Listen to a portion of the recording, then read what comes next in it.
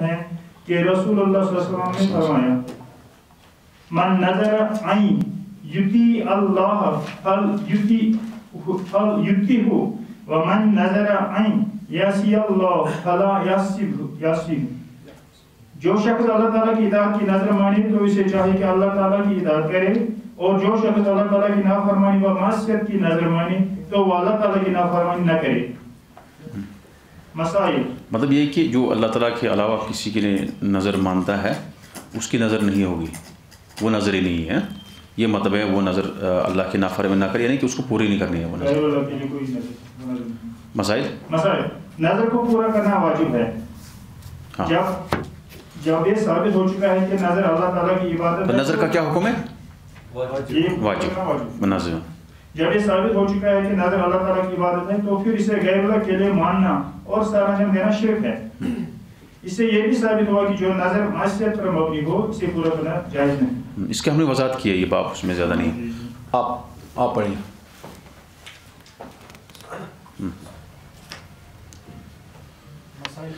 نہیں، غیر اللہ، باب نمبر 13، غیر اللہ کی پناہ لینا شرک ہے. یہ نظر تو ہم نے بحث اس پر اچھی کی ہے، اس میں کوئی زیادہ نہیں ہے. ارشاد الہی ہے وَلَا تَدْعُ مِن دُونِ اللَّهِ مَا لَا يَنْفَعُكَ. نہیں، باب نمبر 13 صفحہ نمبر 48. غیر اللہ کی پناہ لینا شرک ہے. شاباش. ارشاد الہی ہے وَأَنَّهُ كَانَ رِجَالٌ مِنَ الْإِنسِ وَيُعُوذُونَ بِالرِّجَالِ. یہ واو نہیں ہے، يعوذون بالرجال من الجن فزادوهم رهقا. اور یہ ہے کہ بعض لوگ جنات کی پناہ پکڑا کرتے تھے اور تو اس طرح ان کی سرکشی اور بڑھ گئی تھی. حضرت کھولا بن، یعنی کہ کچھ لوگ جنوں کو کیا کرتے تھے؟ وَأَنَّهُ كَانَ رِجَالٌ مِنَ الْإِنسِ. انسانوں میں سے کچھ آدمی ایسے تھے جو جنوں سے پناہ مانگتے تھے. کس سے مانگتے تھے؟ جو جنوں سے پناہ مانگتے تھے. کیا کرتے تھے؟ ہاں، جب انہوں نے جنوں سے پناہ مانگنا شروع کر دیا فزادہم رہاقا، تو جن جو ہے اور زیادہ سرکشی کرنے لگے، یعنی اور زیادہ ان پر جو ہے وہ غالب آنے لگے. جب ان کو پناہ اللہ سے مانگنی تھی، اللہ کے علاوہ چھوڑ کر انہوں نے جنوں کو پناہ مانگنا شروع کر دیا، تو اللہ تعالیٰ نے ان پر یہ جن اور زیادہ مسلط کر دیے، غالب کر دیے، جو اور زیادہ ان کو کیا کرنے لگے. جیسے آج کل ہوتا ہے کہ کوئی کسی کے پاس جاتا ہے پھر بار بار اس کو جو ہے وہ اپنے پاس بلاتا ہے، وہ نہیں چاہتا ہے کہ یہ ٹھیک ہو جائے. اس طرح سے جو ہے ہر ایک کا مسئلہ رہتا ہے. حضرت خولا بنت حکیم رضی اللہ تعالی عنہ کہتی ہے کہ میں نے رسول صلی اللہ علیہ وسلم کو یہ فرماتے ہوئے سنا کہ صلی اللہ علیہ وسلم من نزل منزلہ.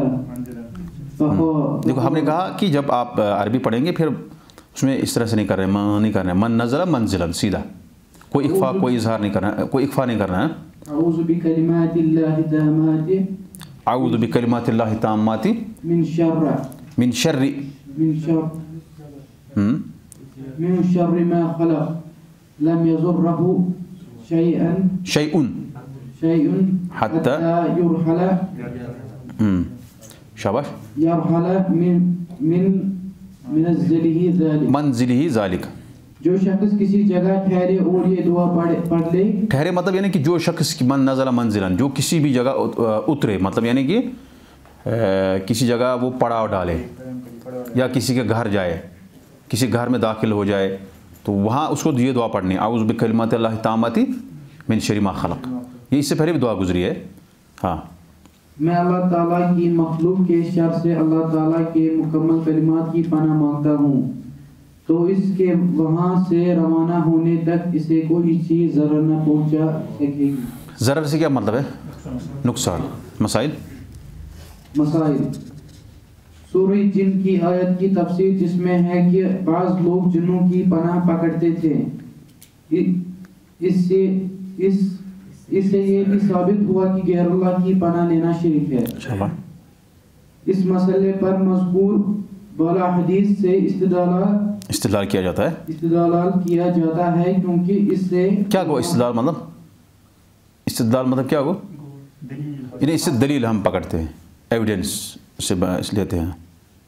کیونکہ اس سے علماء نے یہ دلیل اخذ کی ہے کہ اللہ تعالیٰ کے کلمات مخلوق نہیں. کیا مطلب وہ اخذ؟ ہاں اخذ وہ اصلی پکڑنا یہاں لینا. ہاں یعنی اس سے یہ استدلال لیا ہے, یہ دلیل لی ہے کہ اللہ تعالیٰ کے کلمات مخلوق نہیں ہے. اگر یہ کلمات اللہ کی مخلوق ہوتے تو رسول اکرم صلی اللہ علیہ وسلم ان سے پناہ طلب نہ کرتے, کیونکہ مخلوق سے پناہ مانگنا شرک ہے. یہ سمجھ آیا آپ کو؟ ہاں یہ مطلب یہ ہے کہ اعوذ بکلمات اللہ التامات من شر ما خلق, میں اللہ تعالیٰ کی مخلوق کے شر سے اللہ تعالیٰ کے مکمل کلمات کی پناہ مانگتا ہوں. یعنی میں اللہ تعالیٰ کے کلمات کی پناہ میں آ جاتا ہوں. جیسے یہ کوئی چیز ہوتی ہے نا, اس کے نیچے آپ آتے ہیں تو کیا ہوتا ہے یہ پناہ لینا. جیسے کوئی اس کے نیچے آتا ہے کوئی جانور, یہ پناہ لے ایسی. اسی طرح ایک تو اللہ کی پناہ لینا, اعوذ باللہ من الشیطان, اعوذ باللہ میں کس کی پناہ لیتا ہوں؟ اللہ کی. شیطان سے بھاگ کر میں کس کی پناہ لیتا ہوں؟ اللہ کی.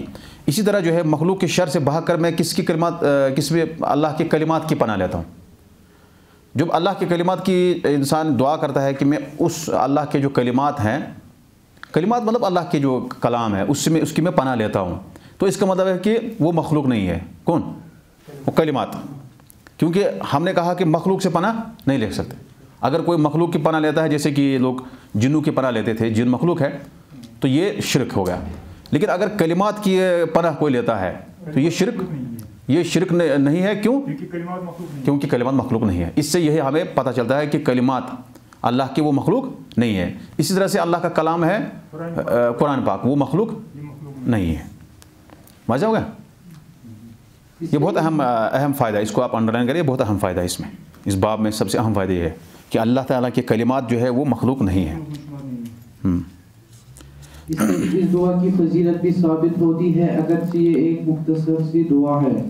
کسی عمل سے کسی دنیائی فائدہ کا حصول, مثلا کسی کے شر سے تحفظ یا کسی منفعت کا حصول, اس بات کی دلیل نہیں کہ وہ عمل شرک نہیں, بلکہ عین ممکن ہے کہ جس عمل سے وہ فائدہ حاصل ہو وہ شرک ہو.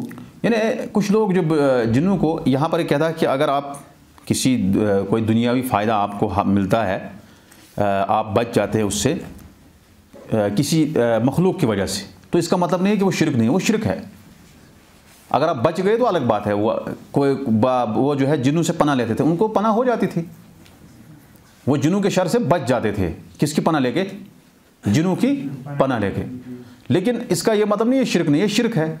اسی طرح سے اگر کوئی شخص کسی آدمی کی پناہ لیتا ہے جب وہ طاقت رکھتا ہے, وہ ٹھیک ہے, جائز ہے کہ آپ کو کوئی مطلب پیچھے پڑ گیا, آپ بھاگتے بھاگتے کسی کے گھر میں آپ نے پناہ لی, کسی آدمی نے آپ کو پناہ دی, یہ تو جائز ہے. لیکن جس چیز میں انسان کی قدرت نہیں ہے, انسان طاقت نہیں رکھ سکتا ہے آپ کو مدد کرنے میں, پھر آپ اسی انسان سے وہ مانگیں گے, وہ شرک ہے. اگر آپ کسی مطلب آفت سے جو ہے جن کو کہتے ہیں کہ جن ہی مجھے جو ہے بچائے گا, اور آپ بچ بھی گئے, تو اس کا یہ مطلب نہیں ہے کہ ایسا کرنا شرک نہیں, یہ شرک ہے. اس کو اللہ تعالیٰ نے وَأَنَّهُ كَانَ کیا ہے مِنَ الْجِنِّ يَعُوذُونَ بِرِجَالٍ مِنَ الْإِنسِ فَزَادُهُمْ رَهَقًا, ایسا کرتے تھے لوگ اور ان کو فائدہ حاصل ہوتا تھا. لیکن اس کا یہ مطلب نہیں ہے کہ یہ شرک ہے, کیونکہ جب انہوں نے کیا تو اور زیادہ جن جو ہے بھڑکنے لگے, پھر اور زیادہ ان پر غلبہ کرنے لگے. باب نمبر 14 آپ پڑھی دو. غیر اللہ سے فریاد کرنا یا انہیں پکارنا شرک ہے. ارشاد الہی ہے, زور سے تھوڑا نزدیک. وَلَا تَدْعُ مِن دُونِ اللَّهِ مَا لَا يَنفَعُكَ وَلَا يَضُرُّكَ فَإِن فَعَلْتَ فَإِنَّكَ إِذًا مِنَ الظَّالِمِينَ. وَإِن يَمْسَسْكَ اللَّهُ يُضِرِّ فَلَا كَاشِفَ لَهُ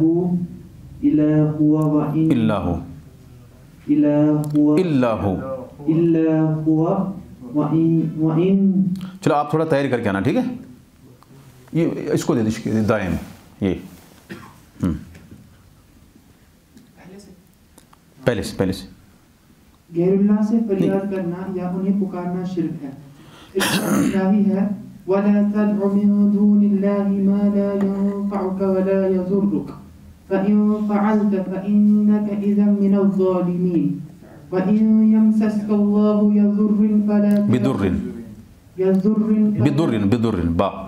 بِضُرٍّ فَلَا كاشف دیکھو دعات کو دعات پڑھنا، زواد نہیں، بِضُرٍّ إِلَّا هُوَ وَإِن يُرِدْكَ بِخَيْرٍ فَلَا رَادَّ لِفَضْلِهِ يصيب به من يشاء من عباده وهو الغفور الرحيم. اور تم اللہ تعالیٰ کو چھوڑ کر کسی ایسی چیز کو نہ پکارنا جو نہ کچھ تمہارا بھلا کر سکے اور نہ نقصان. اگر تم ایسا کرو گے تو ظالموں میں سے ہو جاؤ گے، اور اگر اللہ تمہیں کوئی مصیبت پہنچائے تو اس کے سوا کوئی اس کو دور کرنے والا نہیں. اگر تم سے بھلائی کرنا چاہے تو کوئی اس کے فضل کو روکنے والا نہیں ہے. وہ اپنے بندوں میں جسے چاہتا ہے اپنے فضل سے نوازتا ہے، اور وہ بخشنے والا اور رحم فرمانے والا ہے. دیکھو یہاں پر غیر اللہ سے فریاد کرنا یعنی استغاثہ کرنا، غوث طلب کرنا، غوث مطلب ہوتا ہے فریاد طلب کرنا، یہ ایسا کرنا کیا ہے؟ شرک ہے. ایک ہوتا ہے دعا کرنا، ایک ہوتا ہے فریاد کرنا. دعا ہوتا ہے، دعا سے زیادہ خاص کیا ہے؟ فریاد. یعنی فریاد اس وقت کی جاتی ہے جب انسان بہت زیادہ مجبور ہوتا ہے، بہت زیادہ مشکل میں ہوتا ہے، دکھ میں ہوتا ہے، اس وقت جو ہے وہ اللہ کو فریاد کرتا ہے، اس کو فریاد کہتے ہیں، جب بہت زیادہ مشکل میں ہے. ایک تو ہے آپ مشکل میں نہیں ہے لیکن پھر آپ اللہ سے دعا کرتے ہو، یہ دعا ہے. فریاد اس سے تھوڑا خاص ہے، یعنی جب بہت زیادہ پریشانی ہو اس وقت. کہہ رہا ہے کہ غیر اللہ سے اگر کوئی یہ کرتا ہے پریشانی کے وقت، جو اللہ سے غیر اللہ سے ایسا کرتا ہے تو وہ شرک وہ ہے شرک.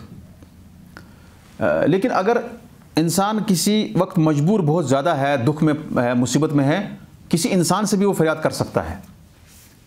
جیسے کوئی آدمی گر گیا کہیں پہ یا اس کو چوٹ لگی، اس وقت وہ انسانوں سے مدد لیتا ہے، اس سے فریاد کرتا ہے. یہ فریاد کرنا جائز ہے. کیوں؟ یہ شرک نہیں مانا جائے گا. کیوں نہیں مانا جائے گا؟ کیونکہ اس میں جو ہے ایک آدمی، جو انسان جس شخص سے یہ فریاد کرتا ہے وہ اس کی طاقت رکھتا ہے. لیکن اگر اس کے علاوہ کسی ایسی چیز میں کوئی آدمی فریاد کرتا ہے کسی کو کہ مجھے اولاد چاہیے، بہت پریشان ہو گیا وہ، یا اس کا بچہ جو ہے بہت بیمار ہے، وہ کہہ رہا ہے کہ کسی دوسرے کے پاس جاتا ہے کہ اس کو بچاؤ. بچانے والا کون ہے؟ اللہ ہے. البتہ علاج کرنے والا تو دوسرے لوگ ہیں لیکن بچانے والا اللہ ہے. ہسپتال تک پہنچانے والے تو لوگ ہیں، ایسا تو ہوگا، یہ بھی فریاد ہے. لیکن بچانے والا، بچانے کی فریاد کرنا کہ آپ اس کو مارنا نہیں، غیر اللہ سے کرنا یہ فریاد، یہ شرک ہے. اور اس کے بارے میں اللہ تعالیٰ نے فرمایا کہ آپ مت پکارو اللہ کے علاوہ کسی اور کو، کیونکہ وہ آپ کو کیا نہیں دیں گے؟ کوئی نفع نہیں دیں گے آپ کو. اگر پکاریں گے بھی آپ، اور اگر آپ کے ذہن میں ہوگا بھی کہ ہم جو ہے غیر اللہ کو مانگتے ہیں اور ہماری فریاد پوری ہو گئی، یہ آپ کا دھوکہ ہے. آپ کو ایسا نہیں ہوتا ہے، بلکہ یہ کرنے والا اللہ ہی ہے. اگر کوئی آدمی شرک کرتا بھی ہے، کوئی آدمی 10 سال تک اللہ سے ہی مانگتا ہے بچہ، 10 سال کے بعد وہ کسی آستان پہ یا کسی ایسی جگہ پہ جاتا ہے، کسی غیر اللہ کو مانگتا ہے، پھر اللہ اس کو دیتا ہے. دینے والا اللہ ہے، لیکن اللہ تعالیٰ نے اس کو مصیبت میں ڈال دیا کیونکہ اس نے ابھی جو ہے اللہ کا دامن چھوڑ دیا. بہت سارے ایسے لوگ ہیں جن کو 10 سال بچے نہیں ہوئے، کسی کو 15 سال بچہ نہیں ہوا، کسی کو 20 سال نہیں ہوا. اس کے بعد جب ہوا تو اللہ تعالیٰ نے دیا اس کو، لیکن اس نے غیر اللہ کو، جب کسی نے غیر اللہ کو مانگا، کسی نے صبر کرتے کرتے اس کو دے دیا اللہ نے بچہ. کوئی غیر اللہ کو گیا تو اس نے سوچا کہ شاید مجھے اسی نے دیا. کس نے؟ غیر اللہ نے دیا، حالانکہ دینے والا وہ اللہ ہی ہے. تو یہاں وہی ہے، آپ اللہ کے سوا کسی کو مت مطلب پکارو. پکار کی 2 قسمیں، ایک ہوتا ہے مطلب آپ پکارتے ہیں خاص عام جو آپ دعا کرتے ہیں، اس کو پکار کہتے ہیں. ایک ہوتا ہے عبادت کرنا، ایک پکار ہے اللہ کی عبادت کرنا، ایک پکار کا مطلب ہے دعا کرنا. اور دعا میں ایک خاص چیز ہے، وہ ہے فریاد. دعا میں جب انسان زیادہ مشکل میں ہو تو اس کو فریاد کہتے ہیں. جو پکار جس میں دعا ہے وہ بھی عبادت ہے، اور جو عبادت ہے وہ بھی عبادت ہے. جیسے آپ کوئی چیز مانگتے ہو اللہ سے، کوئی بھی حاجت اپنی زندگی میں آپ اللہ سے مانگتے ہو، یہ دعا ہے. اور آپ نماز پڑھتے ہو، یہ کیا ہے؟ یہ بھی پکار ہے، لیکن یہ کیا ہے؟ یہ عبادت ہے. آپ روزہ رکھتے ہو، آپ نماز جو ہے زکوٰۃ دیتے ہو، یہ بھی جو ہے پکار ہے، لیکن اس میں کیا ہے؟ یہ عبادت ہے. تو یہ اصل میں جو لوگ اللہ کے علاوہ دوسروں کو پکارتے ہیں وہ انہی الفاظ سے دھوکہ کھاتے ہیں، یا لوگوں کو دھوکہ دیتے ہیں کہ وقال ربکم ادعونی استجب لکم.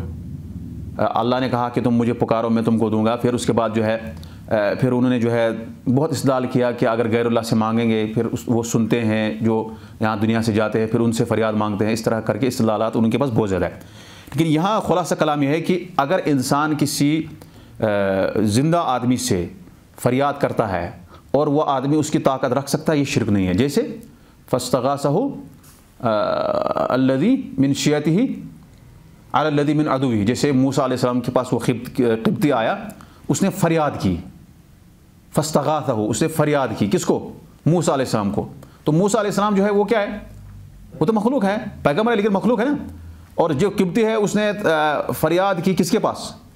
موسیٰ علیہ السلام کے پاس فریاد کی کہ بھائی یہ قبطی، یہ جو موسیٰ کا جو اپنا تھا، اپنے خاندان کا تھا، اس نے کہا کہ بھائی یہ مجھے قبطی جو ہے یہ مجھے اس طرح سے ظلم کرتا ہے۔ تو وہاں پر وہ فریاد جو ہے جائز ہے، اس حد تک فریاد کرنا کوئی، کیونکہ موسیٰ علیہ السلام طاقت رکھ سکتے تھے کہ وہ اس کو روکے، کس کو؟ قبطی کو۔ وہ ایک آدمی تھا جو موسیٰ علیہ السلام کے خاندان میں سے جو شخص تھا، اس نے فریاد کی موسیٰ سے، کس پر؟ جو اس کا دشمن تھا۔ تو فریاد کرنا جو ہے لفظ استغاثہ کرنا ہے، فریاد کرنا غیر اللہ سے اس حد تک جائز ہے جس میں وہ غیر اللہ طاقت رکھتا ہے، اور جب وہ طاقت نہیں رکھتا ہے پھر اس سے مانگنا وہ شرک ہے۔ جیسے کہ بچہ دینا، بچہ مانگنا، کوئی مطلب ایسی حاجت جو غیر اللہ پورا نہیں کر سکتا ہے، وہ جو ہے شرک ہے۔ اس میں اور اس میں فرق کرنا ضروری ہے، کیونکہ انسان جو ہے بہت سارے لوگ جو شرک میں پڑے ہوئے ہیں وہ اسی سے لوگوں کو بیوقوف بناتے ہیں۔ وہ کہتے ہیں کہ بھائی مجھے یہاں سے وہاں تک جانا ہے تو کیا کرنا ہے، مجھے گاڑی چاہے۔ اس طرح سے وہ لوگوں کو بیوقوف بناتے ہیں کہ بھائی غیر اللہ کو آپ مانگتے ہو، حالانکہ وہ غیر اللہ کو مانگنا جس پہ وہ طاقت رکھتے ہیں وہ شرک نہیں ہے۔ جس کے غیر اللہ سے فریاد کرنا شرک نہیں ہے جب وہ طاقت رکھتے ہیں۔ اگر آپ اس آدمی سے فریاد کریں گے ایسی چیز کے بارے میں جو وہ طاقت نہیں رکھ سکتا، وہ پورا نہیں کر سکتا، یہ شرک ہے، یعنی وہ طاقت ہی نہیں رکھ سکتا ہے وہ، تو وہ اس کو جو ہے شرک کہتے ہیں۔ پتہ نہیں آپ کو سمجھ آئے کہ نہیں، یہ واضح ہے کہ نہیں؟ واضح ہے لیکن تھوڑا کنفیوژن ہو رہا ہے۔ کیا ہوا؟ آپ نے فرمایا نا جو طاقت رکھتا ہے تو اس کی فریاد کرنا۔ ہاں بالکل۔ کسی نے کہیں جاب کے لیے اپلائی کیا اور جو وہ افسر ہے بہت بڑا افسر ہے، ہاں ایک منٹ، اس میں یہ طاقت ہے کہ وہ اس کو اپوائنٹ بھی کر سکتے ہیں، اس کو یہ بھی کر سکتا ہے۔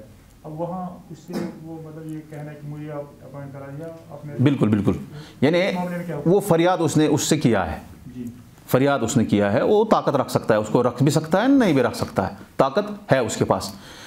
لیکن ساتھ میں یہ بھی آپ کو ذہن میں رکھنا ہے کہ آپ اسی پر جو ہے آپ دل نہیں لٹکائیں گے، کس پر؟ آپ پورا بھروسہ اسی پہ نہیں کریں گے، کس پر؟ کہ یہ جو کرے گا، جو جس کو آپ نے فریاد کی ہے یہی سب کچھ کرے گا، نہیں۔ آپ کو جو ہے سبب، یہ ایک سبب اس کو مانے بس، جیسے ہم نے اسباب پڑھے نا، اس کو آپ ایک سبب مانیے بس، اور اس کے بعد بھی پورا کرنے والا جو ہے کیا ہے؟ اللہ تعالیٰ ہے، اس کو آپ سبب مانیے بس۔ سبب اگر اس کو مانیں گے، کوئی غیر اللہ، کوئی آدمی آپ کی فریاد کو پورا کرتا ہے اور وہ طاقت رکھتا ہے، یہ ایک سبب ہے، اس میں بھی اللہ تعالیٰ کی مشیت اور چاہت ہے، تبھی اللہ تعالیٰ نے اس کے دل میں ڈال دیا۔ جیسے آپ کسی کے پاس جاتے ہیں، آپ کہتے ہیں کہ اللہ تعالیٰ اس کے دل میں رحم ڈالے، میری فائل پہ سائن کر لے، ایسا ہوتا ہے نا۔ کوئی آدمی کسی دفتر میں جاتا ہے، وہ کہتا ہے اللہ تعالیٰ اس کے دل میں ڈال دے، اللہ تعالیٰ اس کو دل میں یہ رحم ڈال دے کہ وہ میری جو اس فائل کو آگے بڑھائے۔ تو دل میں رحم ڈالنے والے کون ہے؟ وہ اللہ ہیں۔ گویا کہ آپ نے جو ہے فریاد کی غیر اللہ سے اور وہ اس کو پورا کرنے کی طاقت رکھتا ہے، یہ شرک نہیں ہے، یہ شرک نہیں۔ لیکن اگر آپ اسی سبب کو آپ سمجھیں کہ جو کچھ کرنے والا ہے یہی ہے، جیسے ایک آدمی نے کہا کہ یہ خدا ہے، ایک آدمی کے بارے میں خدا، حالانکہ وہ عالم تھا، جاننے والا تھا، کہا یہ اس کو خدا سمجھو آپ۔ میں نے کہا کیوں؟ کہا ہے کہ یہ کچھ بھی کر سکتا ہے، جو بھی معاملہ اس کا ہاتھ میں دیں گے آپ، یہ کرے گا۔ یہ غلط بات، یہ شرک ہے۔ یعنی آپ نے کس پر بھروسہ کیا؟ اس سبب پر بھروسہ کرنا شرک ہے، ہم نے پہلے ہی کہہ دیا۔ اگر آپ اس کو سمجھیں گے وہ آپ جو ہے اشکال نہیں ہوگا، کیونکہ اس کتاب کا تعلق مطلب بالکل ایک تدریجی اعتبار سے ہے۔ جو آپ نے پیچھے پڑھا اگر آپ اس کو بھول گئے آگے مشکل ہو جائے گا۔ سبب پر آپ نے اگر بھروسہ کیا تو آپ جو ہے پھر وہ صحیح نہیں ہے۔ وہ نہیں آزمائی تھے۔ ایک بات یہی آپ نے فرمایا نا، جس کو فریاد کریں گے یا اس کو طاقت نہیں ہوگی تو اس سے فریاد نہیں کرنا۔ ہاں، اس کو فریاد نہیں کرنا ہے۔ یعنی آپ اس آدمی، آپ ایسا چیز مانگ رہے، جیسے بچہ کون دینے والا ہے؟ یا آپ کسی آدمی کے پاس کہہ رہے ہیں مجھے بچہ دو۔ اب مجھے ایک مطلب مجھے یاد ہے، کیونکہ یہاں مستورات ہیں، نہیں مجھے ایک آدمی کا ریئل واقعہ، حقیقی واقعہ یاد ہے۔ یعنی جو شخص اللہ کو چھوڑ کر غیر اللہ کو بچہ مانگتا ہے، کیونکہ سب سے زیادہ اس میں انسان شرک میں پڑ جاتا ہے. میں نہیں کہتا ہوں یہ ایک بہت بڑا ذریعہ ہے انسان کو شرک میں پڑنے کا. مجھے اس بارے میں ایک ریئل حقیقی واقعہ یاد ہے. وہ ایک آدمی جو ہے مطلب اس نے سنایا تھا، وہ حنفی تھا. حنفی مطلب حنفی اگر ہوگا کوئی ہمیں اس سے کوئی اختلاف نہیں ہے، لیکن جو شرک کرتا ہے وہ حنفی نہیں کہلائے گا نا، کیونکہ حنفی مسلک میں وہ شرک کرنے کا کوئی اجازت نہیں ہے. حنفی مسلک میں شرک کرنے کی اجازت نہیں ہے، ان سے ہمیں کوئی اختلاف نہیں ہے. البتہ یہ ہے کہ بھائی کوئی ہاتھ آپ سینے پر رکھتے ہو، میں سینے پر رکھتا ہوں آپ نیچے رکھتے ہو، یہ ایک فروعی مسئلہ ہے. لیکن غیر اللہ کو مانگنا یہ سب کہتے ہیں یہ شرک ہے. تو وہ بیچارہ تھا حنفی، نام سے تھا حنفی، اس کو بچہ نہیں ہوا، اس کے ساتھ ایسا معاملہ ہوا حقیقی طور پر، پھر وہ اہل حدیث ہو گیا. اس کا پورا خاندان، اس نے ایک مہم چلائی، اس کے پاس مطلب جو ہے اچھا مال تھا، اس نے بہت زیادہ مال اس پر خرچ کیا کہ لوگ جو ہے اس مصیبت سے نکل جائے. جو لوگ پیروں فقیروں کے پاس اولاد مانگنے کے لیے جاتے ہیں ان کے ساتھ کیا کیا ہوتا ہے واقعہ میں بیان نہیں کر سکتا ہوں، کیونکہ یہاں ویسے بھی مطلب تھوڑا مناسب نہیں سمجھتا ہوں میں. اللہ تعالیٰ ان کو اتنا مطلب جو ہے اتنا وہ بیوقوف ہو جاتے ہیں کہ ان کو دنیا میں پتہ چل جاتا ہے کہ ہم غلط کر رہے ہیں. ہم جو ہے کیا کہیں گے ہم ان کو، وہ مطلب انسان جو ہے ایک جانور بھی پسند نہیں کرے گا اس طرح سے، یعنی ایسی مصیبت میں پھنس جاتے ہیں. تو یہاں اگر کوئی آدمی بچہ غیر اللہ سے مانگتا ہے یہ شرک اکبر ہے. ٹھیک، اگر کوئی آدمی اس کے علاوہ یعنی فریاد کرتا ہے کسی اور چیز کی جس میں انسان طاقت رکھ سکتا ہے، کوئی بات نہیں.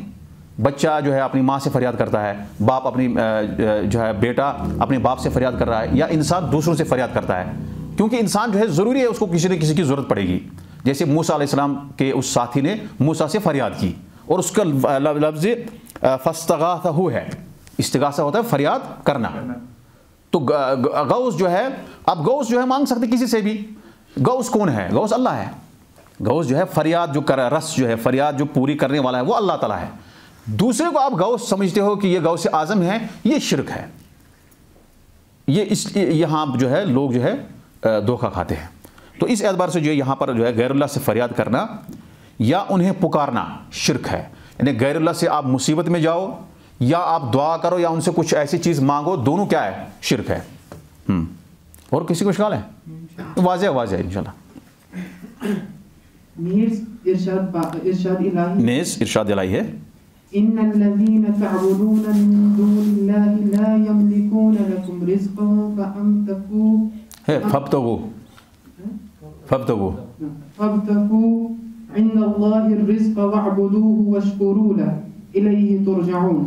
تم اللہ کے سوا جن کو پوجتے ہو وہ تمہیں رزق دینے کا اختیار نہیں رکھتے، بس اللہ ہی کے ہاں سے رزق طلب کرو اور اسی کی بندگی کرو اور اسی کا شکر کرو، اسی کی طرف تم لوٹائے جاؤ گے. اب دیکھو رزق کا مسئلہ ہے، رزق کون دینے والا ہے؟ لیکن آپ نوکری ڈھونڈنے جاتے ہو کسی کمپنی میں یا کسی گورنمنٹ کسی بھی جگہ پہ آپ، تو یہ ایک ذریعہ ہے، ایک سبب ہے. دینے والا اللہ ہے. کتنے لوگ ہیں جن کو نوکری ملنے کے بعد فوراً مر گئے یا نوکری ملنے کے بعد نکالے گئے، ایسا ہوتا ہے کہ نہیں؟ تو وہ آپ یہاں سے آپ سبب پر آپ بھروسہ نہیں کریے. سبب ایک سبب ہے، اس کو آپ اختیار کیجئے، لیکن آپ سبب ہی کو کہیں گے کہ سارا کچھ کرنے والا، ایسا نہیں ہے. رزق دینے والا اللہ ہے.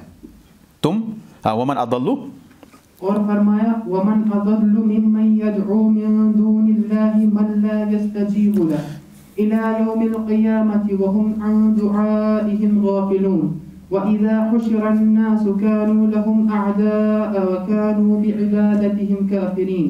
اور اس شخص سے بڑا گمراہ کون ہو سکتا ہے جو اللہ کو چھوڑ کر اس کو پکارے جو قیامت تک اسے جواب نہیں دے سکتے، اور وہ ان کی پکار سے غافل و بے خبر ہے. اور قیامت کو جب تمام انسان جمع کیے جائیں گے تو اس وقت وہ ان پکارنے والوں کے دشمن ہوں گے اور ان کی پرستش سے انکار کریں گے. بالکل. نیز فرمایا امن یجیب، پرستش کیا ہوتا ہے؟ پرستش، شاباش، پوجا. ہاں شاباش. نیز فرمایا امن یجیب المضطر اذا دعاه ویکشف، یعنی جس کو آپ پکارتے ہو وہ جو ہے آپ کے پکار سے بالکل غافل ہیں، قیامت تک آپ کو جواب نہیں دیں گے. قیامت میں جب ان کو پتہ چلے گا یہ آپ کو پکار رہے تھے، وہ کہیں گے ہمیں ان سے کوئی سروکار نہیں ہے. امن یجیب المضطر اذا دعاه ويكشف السوء ويجعلهم خلفاء الارض اإله مع الله قليلا ما تذكرون. جب کوئی بے قرار فریاد کرے تو کون ہے جو اس کی پکار اور فریاد کو سنے؟ کون اس کی تکلیف دور کرتا ہے؟ اور کون ہے جو تمہیں زمین کا خلیفہ بناتا ہے؟ یہ سب کچھ اللہ کرتا ہے، تو کیا اللہ کے ساتھ کوئی اور معبود ہے؟ تم لوگ کم ہی سوچتے ہو۔ ہاں، یہاں اما یجیب المضطر اذا دعاہ، جب کوئی پریشان ہوتا ہے، مضطر ہوتا ہے پریشان، بے بس ہوتا ہے، لاچار ہوتا ہے، تو وہ جب دعا کرتا ہے، جب پکارتا ہے وہ کسی کو، کون اس کی دعا کو مانتا ہے، سنتا ہے؟ اللہ۔ یہ استفہام ہے، سوال ہے، یعنی کہ کون سنتا ہے؟ یہ اللہ ہی سنتا ہے۔ وَيَكْشِفُ السُّوءَ، اور اس کی جو برائی، اس کی جو تکلیف ہے، اس کو کون دور کرتا ہے؟ اللہ کرتا ہے۔ یہ آیت جو ہے بہت مشہور آیت ہے۔ اس کے بعد اللہ تعالیٰ نے فرمایا وَيَجْعَلُكُمْ خُلَفَاءَ الْأَرْضِ، آپ کو زمین کا خلیفہ بناتا ہے۔ خلیفہ مطلب ہوتا ہے، مطلب اللہ کا کوئی خلیفہ نہیں ہے، لیکن جو ہے اللہ تعالیٰ، اگر ہم اس اعتبار سے کہیں گے کہ خلیفہ ان اللہ ہے، یہ صحیح نہیں ہے۔ خلیفہ ان اللہ، یہ اللہ کی طرف سے خلیفہ ایسا نہیں ہے، بلکہ خلیفۃ اللہ، اللہ کا خلیفہ مطلب اس سے مراد یہ ہے کہ یہ اللہ کے حقوق دنیا کے اندر جو ہے اس کو قائم کرتا ہے، نافذ کرتا ہے، اللہ کے احکام کو، اللہ کے حقوق کو بجا لاتا ہے، اس لیے وہ جو ہے خلیفہ ہے۔ ایسا نہیں ہے کہ اللہ تعالیٰ جو ہے اس کا قائم مقام ہے یا اس کا وکیل ہے، اللہ کو وکیل کی ضرورت نہیں ہے۔ خلیفہ مطلب ہوتا ہے جو پیچھے آتا ہے بعد میں، یا خلفاء بعد میں جو آتا ہے، ہاں اس کو خلیفہ کہتے ہیں۔ تو اللہ تبارک تعالیٰ جو ہے وہ کسی کو بعد میں، اللہ تعالیٰ تو حی ہے، اللہ لا الہ الا هو الحی القیوم، اللہ تعالیٰ تو حی قیوم ہے، اس کو خلیفہ کی ضرورت نہیں۔ خلیفہ سے مراد یہاں پر کیا ہے؟ جو اللہ کے بجا لاتے ہیں، اس کو قائم کر، دنیا کے اندر جو ہے اللہ کے جو قوانین کو نافذ کرتے ہیں۔ یہ نہیں کہ اللہ تعالیٰ کو وکیل ہے، وہ مراد یہاں پر نہیں ہے۔ اِلٰہٌ مع اللہ قلیل ما تذکرون، اللہ کے ساتھ کوئی بھی معبود نہیں ہے، تم لوگ بہت زیادہ کم نصیحت حاصل کرتے ہو۔ تذکرون مطلب ہوتا ہے سمجھتے ہو، سوچتے ہو، مطلب نصیحت کم پکڑتے ہو، آپ کو نصیحت نہیں ہوتی ہے۔ اس طرح جو ہے جب بھی کوئی پکارتا ہے اللہ کے علاوہ، اس کی پکار اللہ کے علاوہ کوئی نہیں سن سکتا ہے۔ لیکن اگر کوئی شخص پکارتا غیر اللہ کو ہے اور اس کی مراد پوری ہو جاتی ہے، تو یہ اس کے لیے دھوکہ ہے، جو ایسا جس کے ساتھ ایسا ہو جاتا ہے، کیونکہ غیر اللہ بھی آپ کو کبھی مراد پوری کر دیتا ہے۔ کیوں؟ یعنی جن بھی آپ کی مراد کبھی پوری کر سکتا ہے، کوئی مراد دنیاوی اعتبار سے، جیسے ہم نے پہلے ہی پڑھا وَأَنَّهُ كَانَ رِجَالٌ مِنَ الْإِنسِ يَعُوذُونَ بِرِجَالٍ مِنَ الْجِنِّ، یعنی جن بھی آپ کو کوئی مقصد پورا ہو سکتا ہے، لیکن آپ نے جن کو سہارا لیا لیکن کیا اللہ نے، جن کا آپ نے سہارا لیا وہ مقصد آپ کو پورا ہوا، لیکن کرنے والا کون ہے؟ اللہ ہے۔ تو یہاں انسان جو ہے بھٹک جاتا ہے۔ دیکھو اللہ تبارک تعالیٰ نے کچھ لوگوں کو، جیسے ایک جادوگر ہوتا ہے، اس کو اللہ تعالیٰ نے کچھ طاقت دی ہے کہ نہیں؟ یعنی جادوگر طاقت کہاں سے حاصل کرتا ہے؟ مطلب وہ اللہ کا کفر کرتا ہے، قرآن کو کا انکار کرتا ہے، اس کے بعد اس کو ایک طاقت مل جاتی ہے، جیسے دجال کو ملے گی۔ دجال جب آئے گا قیامت میں کہ قریب، وہ کیا کرے گا؟ وہ لوگوں کو زندہ کرے گا۔ زندہ کرنے والا جو ہے کون ہے؟ اللہ ہے، لیکن دجال بھی زندہ کرے گا حقیقت میں۔ یعنی اسی لیے جو ہے ہمارا اعتقاد ہے اہل سنت والجماعت کا، دجال جو بھی کرے گا وہ حقیقت پر مبنی ہے، وہ ایسا خیال نہیں ہے۔ سب لوگوں کو وہ مار دے گا، بہت سارے لوگوں کو پھر زندہ کر دے گا، یہ کام ہے اللہ کا، لیکن وہ ایک تمویہ ہے، یعنی کہ وہ دھوکہ ہے لوگوں کو۔ وہاں دیکھنا ہے کہ جو مومن ہوگا وہ اس کے ماتھے پر دیکھے گا یہ کافر لکھا ہوا، اور جو مومن نہیں ہوگا اس کو دھوکہ لگے گا۔ جو جتنا زیادہ اللہ سے دور ہو جائے گا اس کو اتنا زیادہ مطلب وہ خدشہ پیدا ہو جائے گا۔ ہاں، اسی طرح سے اگر آپ کو کوئی جن بول رہا ہے، کوئی چیز بول رہا ہے کہ بھائی آپ کسی جن کے پاس جاتے ہو، آپ مجبور ہے، آپ کو پریشانی ہوئی، آپ کا بچہ بیمار ہوتا ہے، بار بار آپ ملا یا کچھ پریشانی، آپ کسی کے پاس جاتے، وہ آپ کو بول رہا ہے کہ آپ وہاں سے آئے، آپ یہاں سے آئے، آپ کے ماں کا نام کیا ہے، مثال اس طرح سے، کیونکہ وہ جادوگر ہے، اس کا ایک سسٹم ہے، وہ آپ کو کچھ غیب کی خبر بھی بتا سکتا ہے۔ آگے ہم پڑھیں گے انشاءاللہ کہ وہ غیب کی خبر ایک بتاتے ہیں جو صحیح ہے، اور اس میں 99 جھوٹ ہوتا ہے، تو لوگ اسے ایک کو لیتے ہیں اور اس کے بعد ان کو دھوکہ لگ جاتا ہے۔ تو اس حساب سے جو ہے پکار سننے والا کون ہے؟ اللہ ہے، اور پکارنا کس کو ہے؟ اللہ ہے۔ ہر اعتبار میں، چاہے پکار بطور دعا آپ کرتے ہیں یا بطور عبادت، یہ سب اللہ کے لیے ہے۔ اللہ کے علاوہ جو بھی کسی کو پکارتا ہے وہ شرک میں مبتلا ہے۔ اسی لیے ایک حدیث میں آیا ہے، حدیث کیا ہے آگے؟ اور طبرانی نے اپنی سند سے روایت کی ہے کہ انه كان في زمن النبي صلى الله عليه وسلم منافق يؤذي المؤمنين فقال بعضهم قوموا بنا نستغيث برسول الله صلى الله عليه وسلم من هذا المنافق فقال النبي صلى الله عليه وسلم إنه لا يستغاث بي فإنما يستغاث نبی صلی اللہ علیہ وسلم کے زمانے میں ایک منافق مومنین کو بہت ایذائی دیا کرتا تھا. ایذائی مطلب تکلیف. چنانچہ چند صحابہ نے مشورہ کیا کہ چلو حضرت صلی اللہ علیہ وسلم کی خدمت میں حاضر ہو کر اس سے غلو خلاصی کے لیے استغاثہ کریں. نبی اکرم صلی اللہ علیہ وسلم نے ارشاد فرمایا دیکھو مجھ سے استغاثہ فریاد نہیں کیا جا سکتا بلکہ فریاد و پکار صرف اللہ تعالیٰ سے کرنی چاہیے. یہ حدیث صحیح ہے، مطلب اس حدیث کی سند جو ہے یہ صحیح ہے. اب منافق سے دیکھو، منافق سے جو ہے بچنے کے لیے وہ نبی صلی اللہ علیہ وسلم کے پاس آئے. کیا نبی صلی اللہ علیہ وسلم طاقت رکھتے تھے؟ رکھتے تھے. نبی صلی اللہ علیہ وسلم طاقت رکھتے تھے اس منافق کو کیا کرنے، اس کو ایسا مطلب اس کے لیے خلاف کارروائی کرنا، صحابہ کو میرے بھائی اس کو قتل کر دو، ایسا ہو سکتا تھا نا. انہیں اتنا فریاد تو کر سکتے جیسے موسیٰ علیہ السلام کو اس ساتھی نے کیا. کس ساتھی نے؟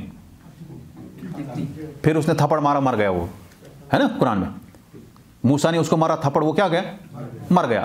تو ایسا اتنا طاقت جو ہے فریاد پورا کر سکتا ہے نبی صلی اللہ علیہ وسلم، حکم دے سکتے ہیں. جیسے ایک آدمی مدینہ میں ایک جو ہے یہودی نبی صلی اللہ علیہ وسلم کو بہت زیادہ ستاتے تھے. پھر اس کو جو ہے صحابہ نے نبی صلی اللہ علیہ وسلم نے صحابہ کو بھیجا کہ اس کو ختم کر دو، اور ختم کر دیا اس کو.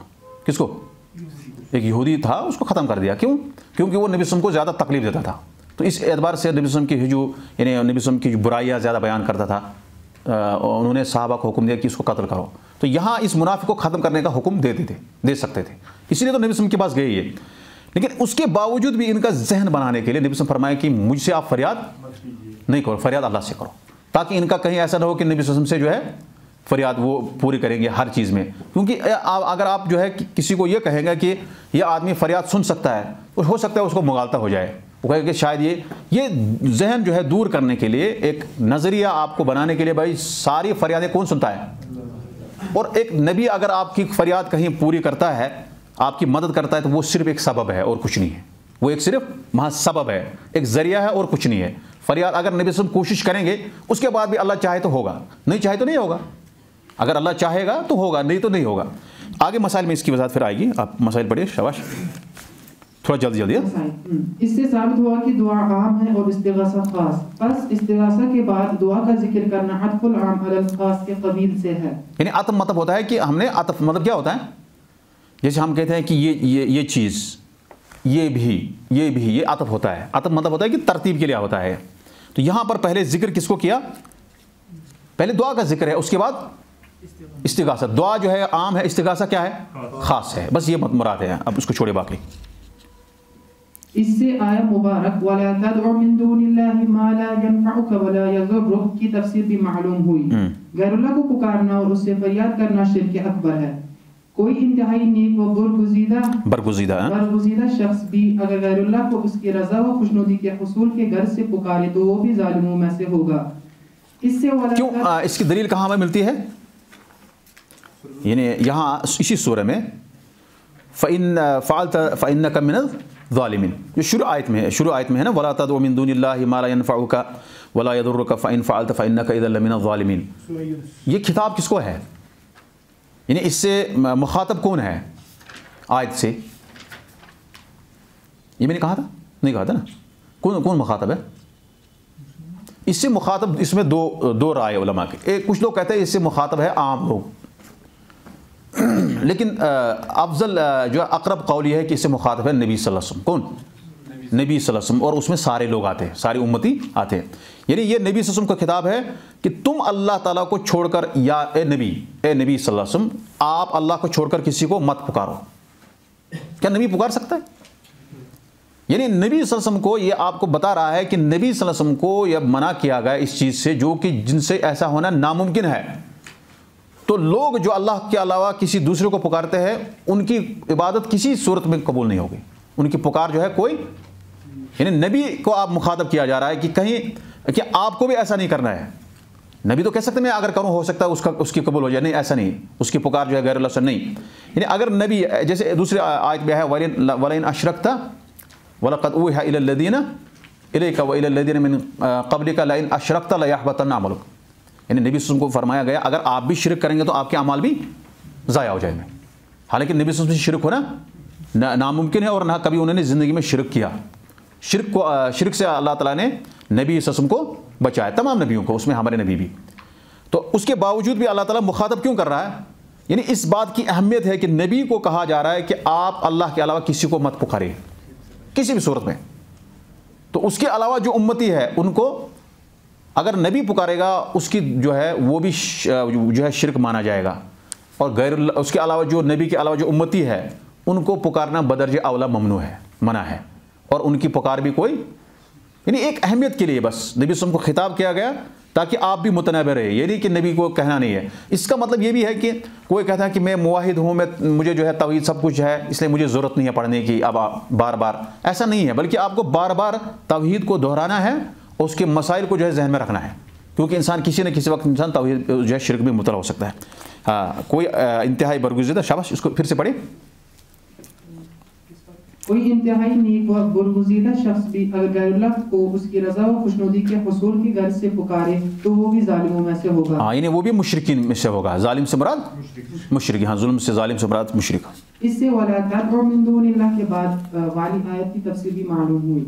اگر کوئی آدمی آپ اس کو ولی بناتے ہو, اگر وہ ولی آپ اس کو سمجھتے ہو وہ غیر اللہ کو پکارتا ہے, وہ ولی مانا جائے گا؟ نہیں, وہ ولی نہیں ہو سکتا ہے. غیر اللہ کو پکارنے والا نہ ولی ہو سکتا ہے, پیغمبر تو ہو ہی نہیں سکتا ہے, اس کی تو وہ تو واضح ہے, ولی نہیں ہو سکتا ہے. اور اس کے علاوہ اس آدمی اگر کوئی شخص اس ولی کو جو غیر اللہ کو پکارتا ہے اس کو ولی سمجھتا ہے, اس کی پکار کبھی پوری ہوگی نہیں اگرچہ وہ اس کو ولی سمجھتا بھی ہو. تو یہاں کہہ رہا ہے کہ اس سے معلوم ہوا کہ غیر اللہ کو پکارنا کفر ہے اور یہ عمل دنیا میں بھی لوگوں کو فائدہ نہیں پہنچا سکتا. اس تفسیر سے تیسری آیت مبارک آپ یہاں سے پڑھیں نمبر 15. غیر اللہ کو پکارنے کے سبب ہی وہ شخص سب سے زیادہ گمراہ ہوا. اس سے پانچویں آیت امن یجیب المضطر اذا دعاہ کی تفسیر بھی واضح ہو جاتی ہے. حیران کن بات تو یہ ہے کہ بتوں کے پجاری اور ان کو پکارنے والے بھی اعتراف کرتے ہیں کہ پریشان و بے قرار آدمی کی پکار کو صرف اللہ ہی سنتا ہے اور وہی نجات دیتا ہے. یہی وجہ ہے کہ مشکلات میں وہ بھی خالص اللہ ہی کو پکارتے ہیں. دیکھو یہ واقعی میں حیران کن بات ہے کیا, کہ جو بتوں کے ماننے والے ہیں, جو بتوں کو پوجتے وہ بھی کیا کرتے ہیں, ان کو بھی پتہ ہے کہ یہ جو پکار ہے یہ مصیبت میں اللہ کو ہی پکارنا چاہیے, لیکن پھر بھی کیا ہوتا ہے وہ, ہاں, یہ ایسا ہوتا ہے. اس سے ثابت ہوتا ہے کہ آن حضرت صلی اللہ علیہ وسلم نے مکمل طور پر چمن توحید کی حفاظت فرمائی اور امت کو اللہ تعالیٰ کے ساتھ انتہائی ادب و احترام کی تعلیم کی. آپ کے یمین میں جو ہے دائیں طرف آپ کا گلا نہیں ایسا ٹھیک ہے, آپ کے پیچھے سے جو ادھر ہاں یم یہون روی مبارک وچھنس کی اصل پٹنس یہ یون اچھا تیل کمی پرابلم یمن کی. چلو آپ دوسرا باب پڑھیں ان کے بدلے میں. ہاں, باب نمبر 15. اس میں کوئی خاص بات نہیں ہے, بس یہی پکارنا, دعا کرنا. اگر انسان جو ہے یہ اس پر عمل کرے, یہ بہت بڑی بات ہے. کس پر؟ اگر کوئی شخص اس بات پر عمل کرے کہ غیر اللہ کو کچھ بھی نہیں مانگنا ہے, صرف اللہ کو مانگنا, یہ سب سے بڑی بات ہے. یہ سب سے کیا ہے, یہ بڑی بات ہے. اگر اس پر عمل ہو جائے, بس اللہ سے ہم دعا کرتے ہیں کہ اللہ ہمیں اس پر عمل کرنے کی توفیق دے. بے اختیار مخلوق کو پکارنا ارشاد الہی ہے, ایشرکون ما لا یخلق شیئا وهم یخلقون ولا یستطیعون لهم نصرا ولا انفسهم ینصرون. کیا وہ ایسوں کو اللہ تعالیٰ کا شریک بناتے ہیں جو کچھ بھی پیدا نہیں کر سکتے کیونکہ وہ خود پیدا کیے جاتے ہیں, اور نہ ان کی مدد کی طاقت رکھتے ہیں اور نہ اپنی ہی مدد کر سکتے ہیں. نیز ارشاد ہے والذین تدعون من دونه ما يملكون من قطمیر ان تدعوهم ولا يسمعوا دعاءكم ولا سمعوا ما استجابوا لكم ويوم القيامة يكفرون بشرككم ولا ينبئك مثل خبیر. اور اللہ کو چھوڑ کر جن کو تم پکارتے ہو وہ ایک वो खजूर की गुठली के छिलके के बराबर भी मालिक नहीं है। किसको कहते हैं खजूर के? ये किसका तर्जमा है? हाँ, कितमीर। कितमीर का खजूर के गुठली के ऊपर एक छिलका होता है, आप खजूर खोलते हो उसके बाद एक छिलका होता है, उसको कहते हैं, उसको क्या कहते हैं? कितमीर। वो बिल्कुल बारीक होता है, पतला होता है, यानी वो उसके भी मालिक नहीं है। कौन? जिनको तुम अल्लाह के सिवा पुकारते हो, अल्लाह को छोड़कर जिनको तुम पुकारते हो, वो उस छिलके के भी बराबर के मालिक नहीं है, वो भी नहीं दे सकते आपको। तुम अगर उनको पुकारो तो वो तुम्हारी पुकार नहीं सुनते, और अगर सुन भी लें तो तुम्हें कोई जवाब नहीं दे सकते, और बरोज़े क़यामत वो तुम्हारे शिर्क का इनकार कर देंगे, और अल्लाह खबीर की तरह तुम्हें कोई खबर नहीं दे सकता। वल्लज़ीना तदऊन मिन दूनिही मा यमलिकून मिन क़ितमीर, जिनको आप पुकारते हो अल्लाह को छोड़कर, वो खजूर के छिलके की गुठली जो है उसके बराबर भी ताकत नहीं रखते हैं। इन तदऊहुम, अगर आप उनको पुकारोगे, ला यस्मऊ दुआकुम, आपकी दुआ को, वो आपकी पुकार को वो नहीं सुनते हैं। यानी आपको बुलाओगे, आप उनको फरियाद करोगे, वो आपकी फरियाद नहीं सुनते हैं। वलो समिऊ, अगर वो सुनते हैं, यानी फ़र्ज़ कर लें अगर वो सुन लें, मस्तजाबु लकुम, वो आपको जवाब नहीं देते। फिर क्या होता है? वयौमल क़ियामत यकफ़ुरून बिशिर्किकुम, और क़यामत के दिन आपके शिर्क का वो इनकार करेंगे। यानी ये जो आप उनको पुकारते हो, ये तो शिर्क है, और इससे वो इनकार आपको करेंगे। वला युनब्बिउका मिस्ल ख़बीर, ये खबर जो है, ये बात एक खबर देने वाले ही आपको, इस तरह कोई आपको नहीं बता सकता। ये बहुत अहम खबर है जो अल्लाह ने आपको दी है, यानी इस आयत में लास्ट में ये बता रहा है। देखो यहाँ पर एक मसला है, वो ये है कि बहुत सारे लोग कहते हैं कि मुर्दे सुनते हैं, और वो इसी से वलौ समीउ मस्तजाबु लकुम, इससे इस्तेलाल करते हैं कि अगर वो सुन भी लेते हैं वो, और उनके पास एक इससे वो इस्तेलाल करते हैं। एक दलील उनके पास ये भी है कि जब एक मतलब जब मुसलमान जब मुर्दे को दफन करते हैं, तो दफन करने के बाद जो है हदीस में आया है कि वो जब वापस चले जाते हैं तो इन्नहु ला यस्मउ क़रअन आलिहिम, वो उनके वापस जाने की जो आवाज़ सुनता है, पैरों की आवाज़, यानी कदमों की आवाज़ को, वो उनकी जूतों की आवाज़ को सुनता है। कौन? मुर्दा जो है, जब उसके दफनाने वाले वापस जाते हैं, वो उनके जूतों की आवाज़ को सुनता है। ये तो हकीकत है, इसमें कोई शक नहीं, हदीस सही है। तो यहाँ पर हदीस में आया कि यहाँ मुर्दा सुनता है, कि उसको पता चलता है कि अब ये लोग वापस चले गए, ये लोग वापस चले गए। अब वो वही आदमी जानता है कि उसका मंज़र उस वक्त कैसा होगा, वो तो सबको उस वहाँ से गुजरना है। अल्लाह ताला हमें वो मंज़र आसान करे, यानी हर एक आदमी जो है इस मंज़र से गुजरेगा, चाहे वो नेक हो या बद हो, सबको पता चलेगा कि भाई मेरे दफनाने वाले अब वापस जा रहे हैं। अब वो अकेला कब्र में चला गया। अब यहाँ पर कुछ लोग कहते हैं कि मुर्दे सुनते हैं, क्योंकि ये दलील उनके पास एक है। एक दलील उनके पास ये है कि आप कब्रिस्तान में जाते हो तो वहाँ क्या करते हो? अस्सलाम अलैका या अहलल क़ुबूर दारा कौमिन मुमिनीन व इन्ना इंशाअल्लाह बिकुम ललाहिकून व नसअलुल्लाह लना व लकुम अल आफिया, ये दुआ है जब कब्रिस्तान में ज़ियारत करने के लिए जाता है इंसान। तो वह कह रहे हैं कि ये भी एक दलील है किसकी, कि मुर्दे सुनते हैं। तो यहाँ असल में राजह कौल ये है कि मुर्दे सुनते नहीं हैं, अलबत्ता ख़ास मकाम पे सुनते हैं। जैसे यहाँ पर जब वापस जाते हैं वहाँ अल्लाह ताला उनको जो है आवाज़ सुना देता है, किसकी? दफनाने वालों की, वो उस वक्त सुनता है। और अगर कोई शख्स उन पर सलाम करता है तो उस वक्त जो है वो सुनते अगर हैं लेकिन जवाब नहीं देते हैं, वहाँ सुनते, हालांकि सुनने की दलील नहीं है, क्योंकि वहाँ पर यह है कि अस्सलाम अलैकुम या अहलल क़ुबूर, वहाँ पे एक हिकायत बयान करता है अल्लाह ताला कि आप उनको दुआ देते हो, आप नहीं कह रहे हो कि आप जवाब दो। और कोई भी नहीं कहता है कि मुर्दों को सलाम जवाब देना वाजिब है, जिंदों को क्या दे है? जिंदों को तो हक है वाजिब देना, सलाम करना सुन्नत है, लेकिन सलाम का जवाब देना क्या है? वाजिब है। तो कोई नहीं कहता है कि मुर्दों को जवाब देना फ़र्ज़ है, ये कोई नहीं कहता है, और जवाब देते भी नहीं है। कोई किसी ने सुना नहीं सुना, किसी ने आज तक कोई दावा नहीं किया कि मैंने, अगर किया भी है तो वो उसका बेकार दावा है, कि कोई वो जवाब नहीं देते हैं। तो यहाँ इस मकाम पे जब दफनाने के बाद वो वापस जाते हैं उस वक्त सुनता है वो। इसी तरह से नबी सल्लल्लाहु अलैहि वसल्लम को जब कोई सलाम करता है, अस्सलामु अलैका अय्युहन नबी, उनके रोज़े आथार पर, उस वक्त जो अल्लाह ताला उनको रूह वापस लौटाते हैं। अगरचे बहुत इख्तलाफ है इस हदीस के बारे में, और फिर वो जवाब देते हैं। लेकिन हमारे पास एक हदीस है कि बज़रिए फरिश्ता उनको सलाम पहुँचाया जाता है। किनको? सल्लु अलैया फ़इन्ना सलातकुम तबलुगुनी हैथु मा कुंतुम। नबी सल्लल्लाहु फरमाया आप सलाम दुरूद सलाम पढ़ते रहो, आपका दुरूद सलाम मुझ तक पहुँचाया जाता है। पहुँचाने वाले कौन है? फरिश्ते हैं। اب جو قبر مبارک پہ جاتا ہے وہ سلام کرتا ہے، بہت سارے لوگ کہتے ہیں کہ نبی سنتے ہیں اور جواب اس کو دیتے ہیں، اور ہمیں مطلب سنتے ہیں، اس میں کوئی اشکال نہیں ہے، یہ نبی کے لیے خاص ہے. لیکن اس کے علاوہ آپ وہاں سے نکلیے، مدینہ سے آپ نکل گئے، کسی دوسرے قبرستان میں آپ جائیں گے، اگر آپ سلام کرتے ہیں، اگر مردے سنتے بھی ہیں تو کیا جواب دیتے ہیں؟ نہیں دیتے ہیں، جواب وہ نہیں دیتے ہیں. جس کے اگر ہم مان لیتے ہیں کہ مردے سنتے ہیں، چلو 2 منٹ کے لیے ہم مان لیں مردے سنتے ہیں، اس آیت میں واضح ہے وَلَوْ سَمِعُوا مَسْتَجَابُوا لَكُمْ، اگر وہ سنتے ہیں، مان لیتے ہیں، چلو مان لیتے ہیں کہ وہ سن لیتے ہیں، ہم اس کو اسی قول کو مانیں گے کہ مردے سنتے ہیں، دفنانے کے وقت بھی سنتے ہیں، اس کے بعد بھی سنتے ہیں، سلام کرو سنتے ہیں. لیکن اللہ تعالیٰ نے واضح کر دیا کہ اگر وہ سنتے ہیں جواب نہیں دیتے ہیں، آپ کی وہ کوئی بات نہیں سنیں گے، جس سے یہ پتہ چلتا ہے کہ مردوں کو پکارنا جائز نہیں، ان سے فریاد کرنا. اس سے ایک تو یہ ہے کہ وہ جواب ہی نہیں دیتے ہیں، اگر وہ جواب دیتے چلو کوئی بات ہوتی، جواب دینے کی ان کے پاس صلاحیت نہیں ہے، کیونکہ وہ کس دنیا میں ہے، کس عالم میں ہے، وہ عالم برزخ میں، اور ہم عالم دنیا میں ہیں. اب دنیاوی زندگی میں ہمیں، وہ ابھی برزخ میں چلے گئے، ان کی زندگی الگ ہے، ہماری الگ ہے، وہ اب ہمارا کچھ نہیں کر سکتے ہیں دنیا کے حساب سے. اس لحاظ سے مردے جو ہے اگر کہیں مقام پہ سنتے ہیں، مان لیتے ہیں کہ ہم ہر وقت سنتے ہیں، آپ قبرستان میں جاتے ہو سلام کرتے وہ سن لیتا ہے، لیکن وہ جواب نہیں دیں گے.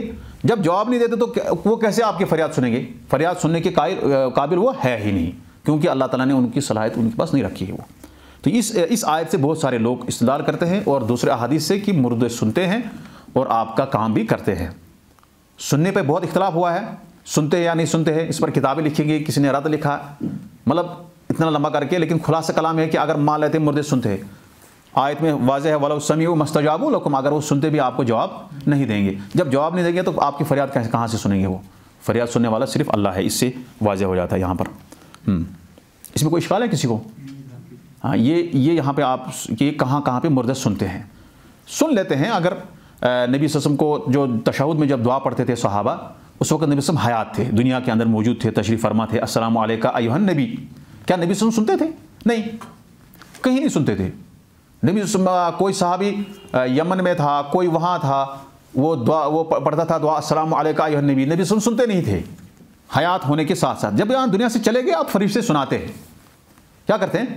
فرشتے ان کو سناتے ہیں، کیونکہ اب یہاں جو ہے وہ دوسرے عالم میں چلے گئے، وہاں ان کو دعا جو سلام درود سلام پہنچتا ہے، ڈائریکٹ بھی سن لیتے ہیں. ہم مان لیتے ہیں کہ ڈائریکٹ بھی سن لیتے ہیں جب آپ روضہ عطر پہ جائیں گے، لیکن یہاں سے جو اگر آپ سلام کریں گے تو فرشتے پہنچاتے ہیں اور آپ کا سلام جو ہے وہ سنتے ہیں پھر اس حساب سے. لیکن کسی کی فریاد وہ پوری نہیں کرتے ہیں، کسی کی پکار جو ہے، کسی کی حاجت نبی صلی اللہ علیہ وسلم نہیں کرتے ہیں. جب نبی نہیں کر سکتے ہیں تو اس کے علاوہ دوسری کی کیا حیثیت ہے؟ جب نبی نہیں کر سکتا ہے، نبی صلی اللہ علیہ وسلم جو سید الاولین والآخرین، جن کو اتنا جو ہے سب سے افضل خلق کون ہے؟ نبی صلی اللہ علیہ وسلم. سب سے اعلیٰ کون ہے؟ پیغمبر، جو ہمارے پیغمبر ہیں محمد صلی اللہ علیہ وسلم، وہ سب سے اعلیٰ اور عرفہ مقام ان کا ہے دنیا کے اندر. جو بھی لوگ دنیا ابھی تک آئے ہیں، قیامت تک جو آئیں گے، جب وہ آپ کی فریاد ہماری فریاد نہیں سن سکتے ہیں تو دوسرے کوئی سن سکتا ہے؟ اس کی کیا حیثیت ہے؟ اس کی کچھ حیثیت ہی نہیں ہے.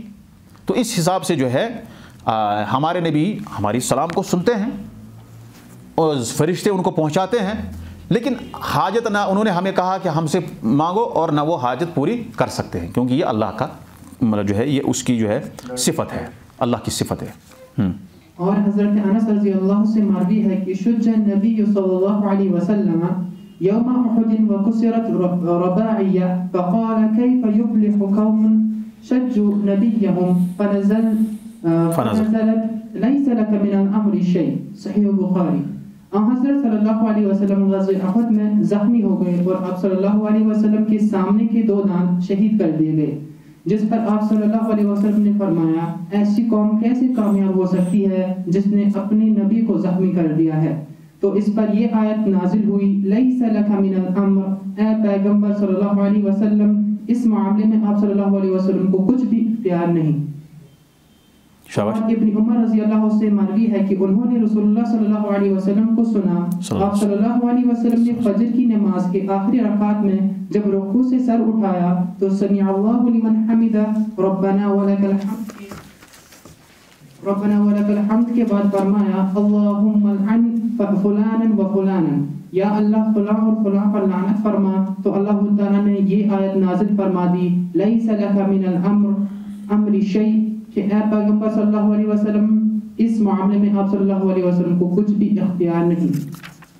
اور ایک روایت میں ہے کہ یدعو علی صفوان بن امیہ سہیل بن عمرو وسہیل ابن عمرو والحارث بن ہشام فنزلت لیس لک من الامر شیء سورۃ آل عمران.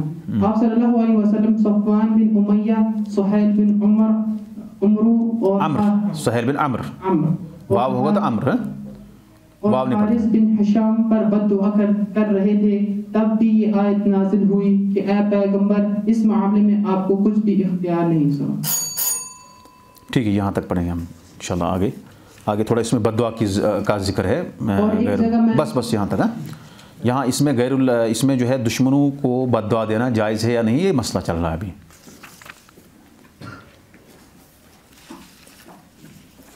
آج ہم نے کتنے باب پڑھے؟